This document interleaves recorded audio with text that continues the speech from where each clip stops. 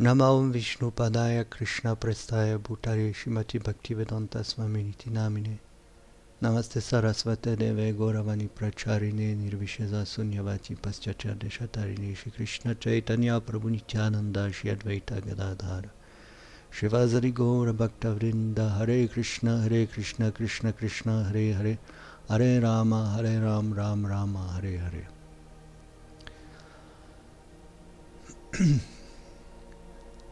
Alors aujourd'hui, je voudrais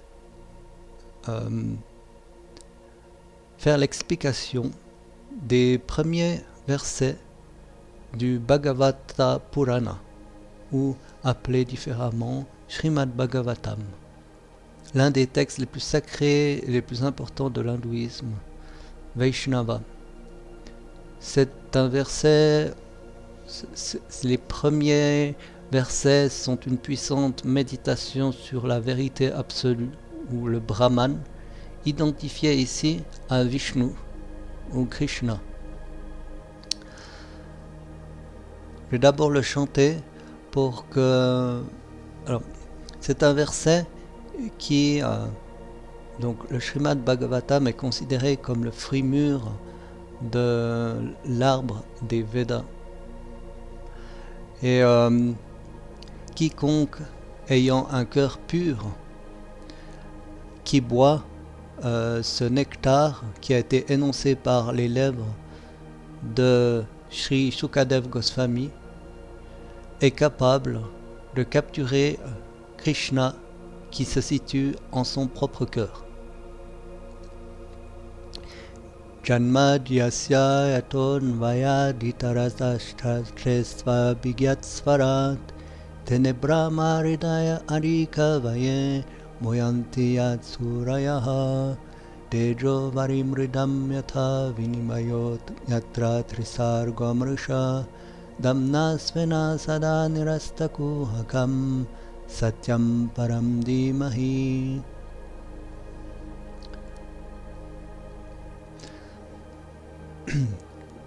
Janmadyasya yato signifie que celui de qui proviennent création, maintien et destruction de cet univers est Vishnu.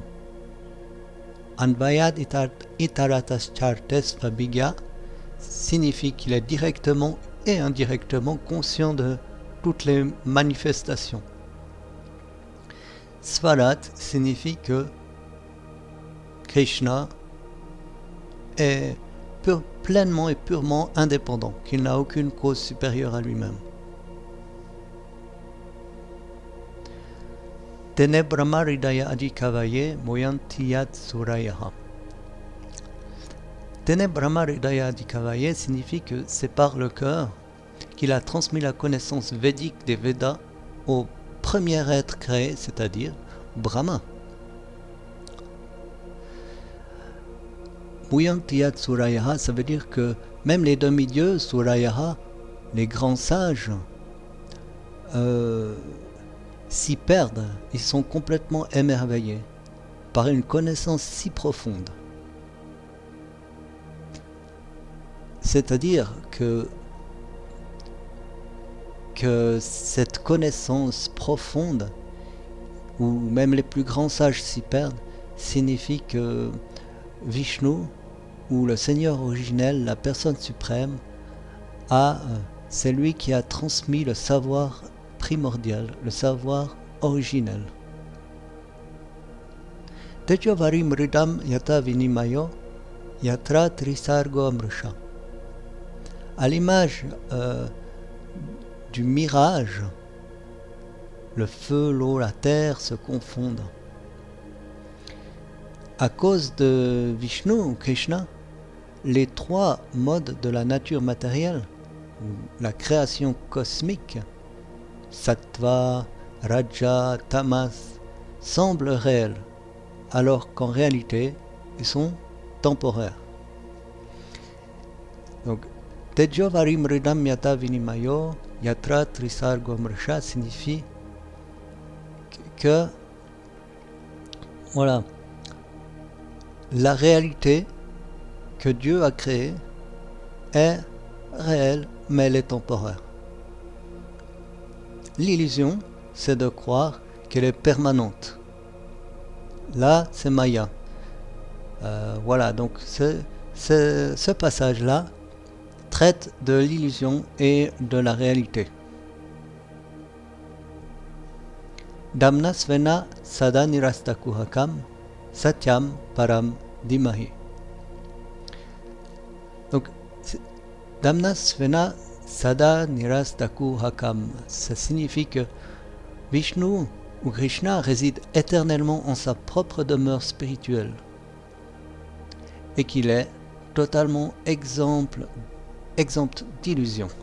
Nirastakuhakam. Il n'y a aucune trace d'illusion.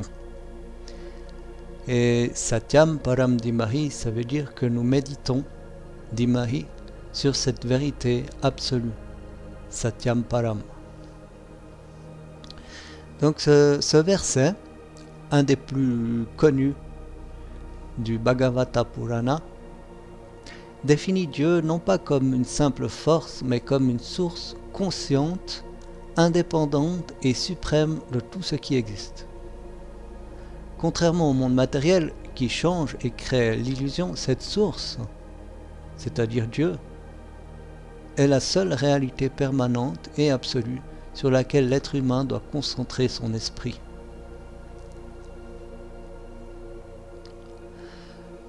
Le verset suivant il fait suite directement au premier verset que j'ai analysé. Ce premier verset définissait qui est la vérité absolue, c'est-à-dire Krishna ou Vishnu. Ce deuxième verset définit la nature unique du Bhagavata Purana et le type de religion qu'il enseigne, si on peut appeler ça de la religion, puisqu'il va au-delà de la religion. Et il est célèbre justement pour rejeter catégoriquement toute forme de spiritualité motivée par un intérêt personnel. Donc je vais le chanter pour qu'on puisse saisir déjà la portée rythmique et sonore du verset. Dharma projittaketavotra paramo nirmatsaranam satam vedyam vastavamatra vastu shivadam tapatrayon mulanam. Shrimad Bhagavate Mahamuni Krite Kimva Parerishvaraha Sadyorudyavarudyatetra Kritibir Shushrusubhir Tatkshanat. Donc, Dharma Projitakeitavo Atra, c'est-à-dire que dans le Bhagavata Purana, ce livre, dans ce livre, toutes les formes de religion tricheuses ou motivées par un gain matériel sont complètement rejetées, projita. Donc, Paramo Nirmatsaranam Satam signifie que la religion la plus haute, Paramo, est ici accessible aux saints, aux personnes saintes, avec le cœur pur, Satam, qui sont totalement exemptes d'envie ou de jalousie, Nirmatsaranam. Vedyam vastavam atra vastu sivadam tapatrayon mulanam.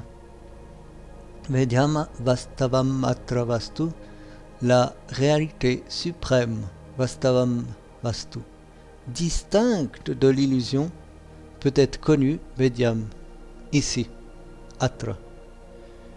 Cette connaissance apporte le bien-être suprême, Shivadam, et déracine complètement la triple souffrance de l'existence, Tapatraya Trayon Mulanam. Donc, ici, nous pouvons voir par ces lignes, ces premières lignes de ce deuxième verset, que le Bhagavata Purana, ou le Srimad Bhagavatam, est la connaissance de la réalité et la fin de toute souffrance.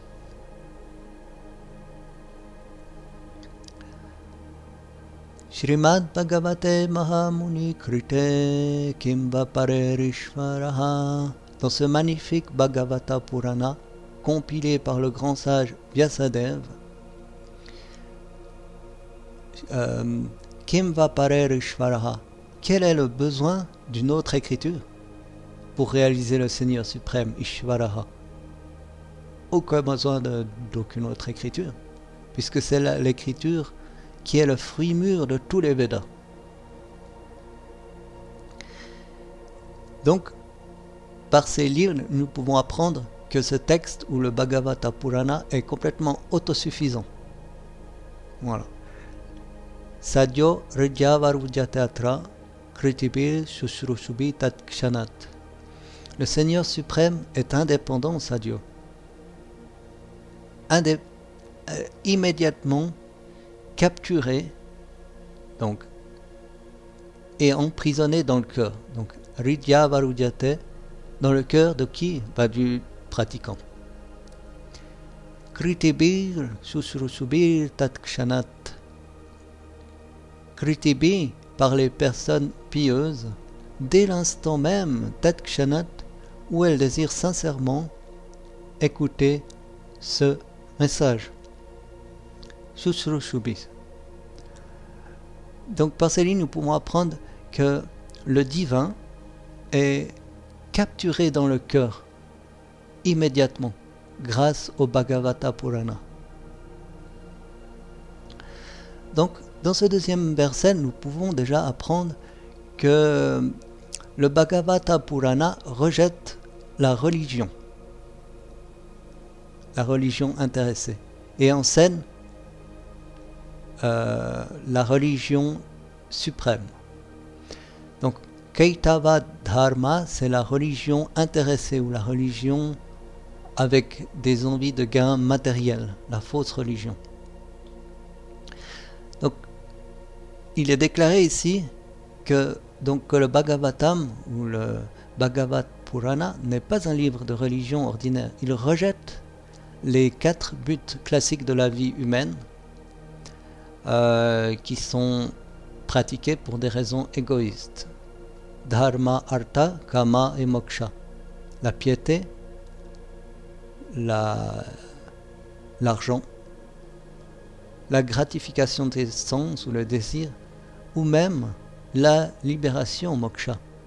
Il est ici rejeté ces buts-là.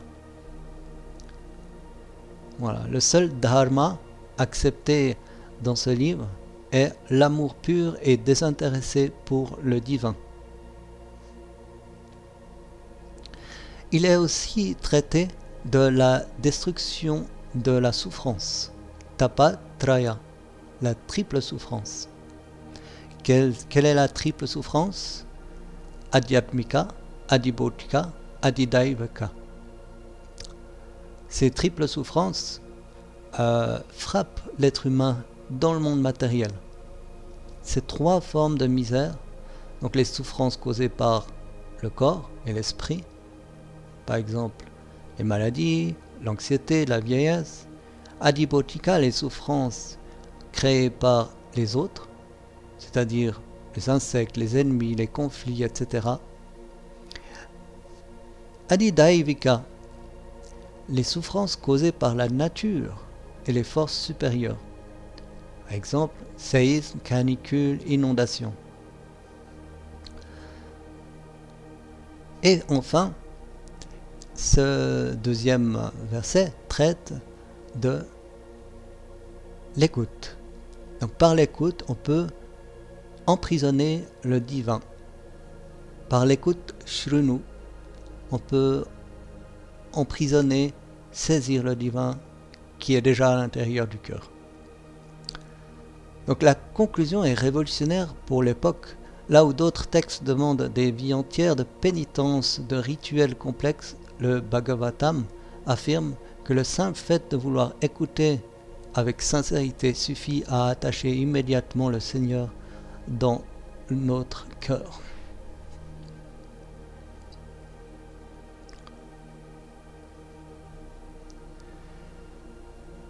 Nigama kalpataror galitam phalam sukha mukadamrta drava samyutam pibata bhagavatam razamalayam muhuraho razika bhuvi bavukaha. Donc ici, ce troisième verset, il clôt l'introduction ou le Mangalacharana du Bhagavata Purana. Dans le premier verset, nous avons défini la vérité absolue. Dans le deuxième verset, nous avons enseigné la pureté de la religion, c'est-à-dire la religion dénuée de tout intérêt personnel. C'est la religion suprême. Et dans ce troisième verset, il est traité de l'arbre à souhait des Védas, Nigama Kalpataru. Donc les écritures védiques sont comparées à un arbre à souhait, Kalpataru. Un arbre à souhait, c'est un arbre qui permet de donner le fruit qu'on souhaite. Un arbre mystique. Donc les écritures védiques sont comparées à cet arbre à souhait car elles contiennent toutes les connaissances nécessaires à l'être humain. La science, les devoirs, la spiritualité. Un arbre produit des feuilles, des branches et des fleurs, mais son but ultime est de donner un fruit, phalam. Le Bhagavad Purana est présenté comme le fruit mûr, la quintessence et la conclusion de tous les Védas. Sukha Mukhat, un perroquet. Sukha, c'est le nom du narrateur, du sage qui a narré le Bhagavad Purana, c'est-à-dire Sukadeva Goswami. Ça signifie que c'est aussi comme un perroquet. Parce qu'en Inde, la tradition veut qu'un fruit mûr, si l'arbre devient infiniment plus doux et sucré une fois qu'il a été donc picoré par un perroquet. Voilà. Dans la même manière, donc dans le Bhagavatam, qui est déjà parfait, mais il devient encore plus savoureux et accessible parce qu'il a été prononcé par la bouche de Sukadeva Goswami.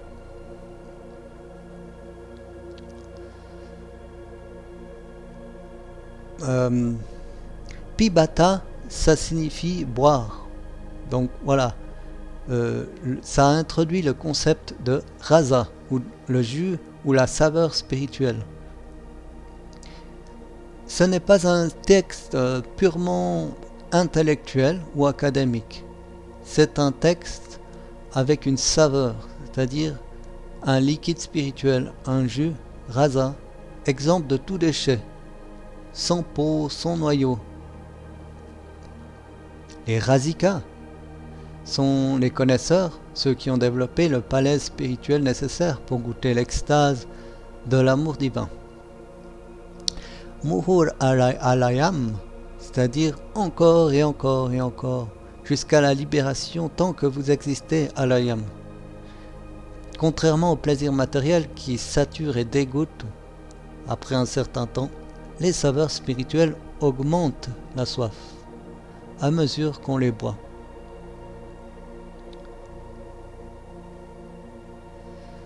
Donc, Nigama kalpataror galitam phalam sukha mukadamrita drava samyutam pibata bhagavatam razamalayam muhuraho razika bhuvika bhuva bavukaha.